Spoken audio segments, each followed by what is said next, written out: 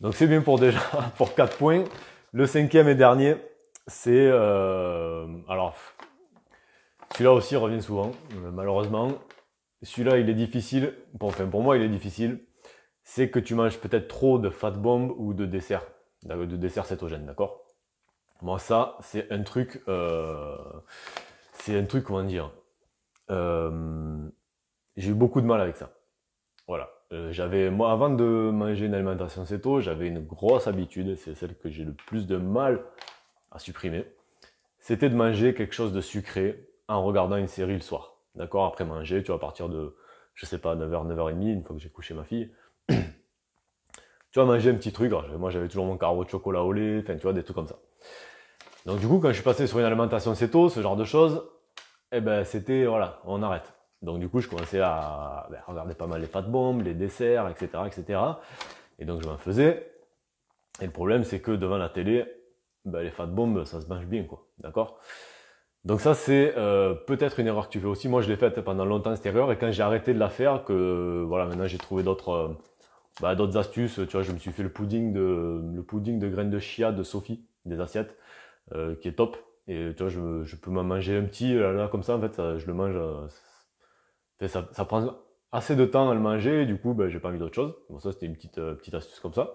Mais si tu as ce problème, essaye de trouver voilà, des choses qui vont substituer si tu as tendance à trop consommer de fat bomb ou de dessert céto, d'accord?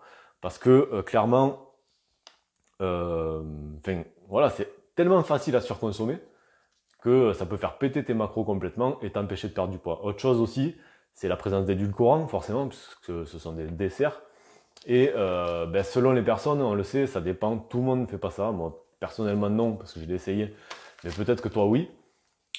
Les édulcorants type stevia, érythritol, même xylitol, on dit que c'est un IG de 0, donc un index glycémique de 0, donc ça ne peut pas faire monter l'insuline, d'accord?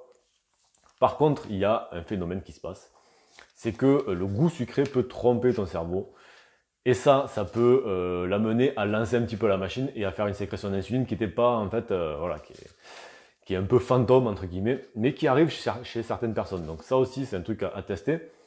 Si tu manges un dessert céto ou une fat bomb, prends ta glycémie avant, d'accord? Tu manges ton dessert tranquillement. 1 heure après, tu reprends ta glycémie, ok, pour voir où elle en est. Et tu la reprends même après, je dirais au moins 3 heures après, pour voir si elle a commencé à descendre ou si elle est toujours haute, pour voir combien de temps ça dure, d'accord? Ça, c'est une bonne tactique pour savoir un petit peu quels effets ont les édulcorants sur toi, quels effets ont n'importe quel aliment sur toi, d'accord? Parce qu'on est tous différents, on a tous des sensibilités différentes, donc c'est extrêmement important d'avoir un lecteur de glycémie et de pouvoir tester sa glycémie régulièrement pour apprendre ce qui est adapté à nous ou pas. Voilà, petit conseil de fin de live.